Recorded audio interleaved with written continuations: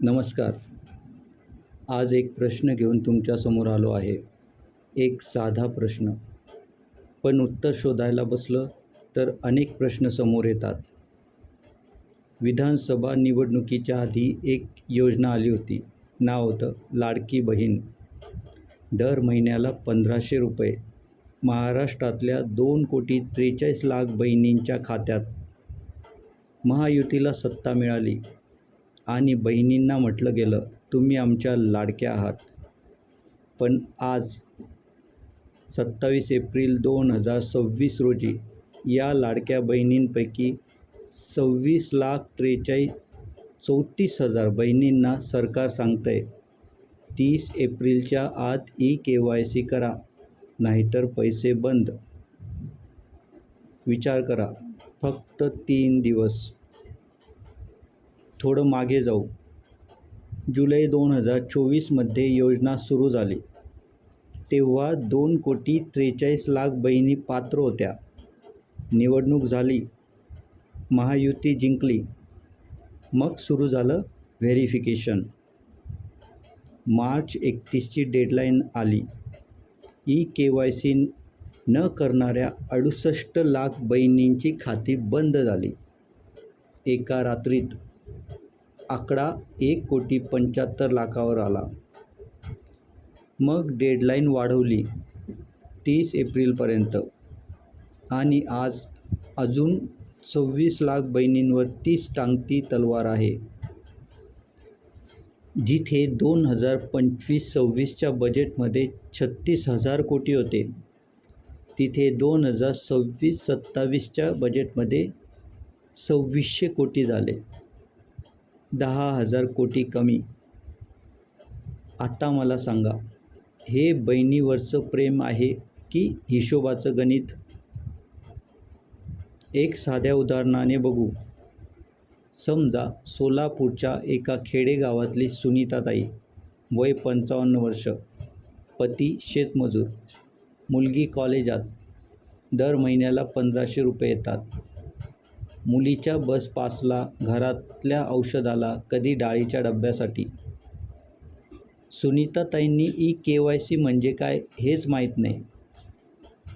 आधार link, OTP, NPCI mapping हे शब्द त्यांच्या रोजच्या जगाचे नाहीत. गावात इंटरनेट कधी चालतं, कधी नाही. सेतू केंद्रात जायचं तर रांग लांब आणि कधीकधी पैसेही मागतात. 30 एप्रिलला त्यांचं नाव यादीतून निघून जाईल आणि मे महिन्यापासून ₹1,500 येणार नाहीत. प्रश्न असा आहे, चूक कुणाची? सुनीताताईची की व्यवस्थेची, जिने त्यांना समजेल अशा भाषेत हे सांगितलंच नाही? आणखी एक गोष्ट सांगतो. या योजनेमुळे महायुतीला विधानसभेत मोठा विजय मिळाला. हे सगळे राजकीय विश्लेषक सांगतात. अनेक जागा ज्या नाजूक होत्या त्या या ₹1,500च्या आधारावर जिंकल्या गेल्या. निवडणुकीच्या आधी पात्रतेचे नियम सोपे होते. अर्ज भरा, पैसे मिळतील. निवडणुकीनंतर नियम कडक. ई-KYC, आधार व्हेरिफिकेशन, उत्पन्नाचे क्रॉस चेक, सरकारी नोकरीचा फिल्टर. एका कुटुंबातून 2च महिला. विचार करा, हाच कडकपणा निवडणुकीच्या आधी का नव्हता? आता प्रॅक्टिकल भागाकडे येऊ. जर तुमच्या ओळखीत, घरात, शेजारी कोणी लाडकी बहीण योजनेची लाभार्थी असेल आणि तिने अजून ई-KYC केलं नसेल, तर 3 दिवसात हे करायलाच हवं. कसं करायचं? 1. laadkibaheen.maharashtra.gov.in या वेबसाईटवर जा. 2. आधार क्रमांक टाका. आधारशी लिंक केलेल्या मोबाईलवर OTP येईल. 3. OTP टाकून व्हेरिफिकेशन पूर्ण करा.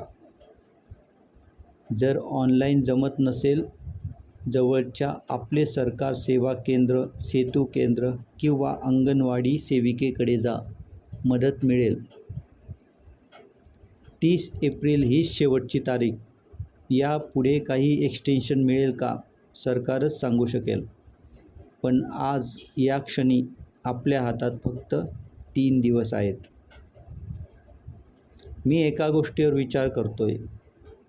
लाडकी बहीण हा शब्द किती सुंदर वाटतो, प्रेमाचा, आपुलकीचा.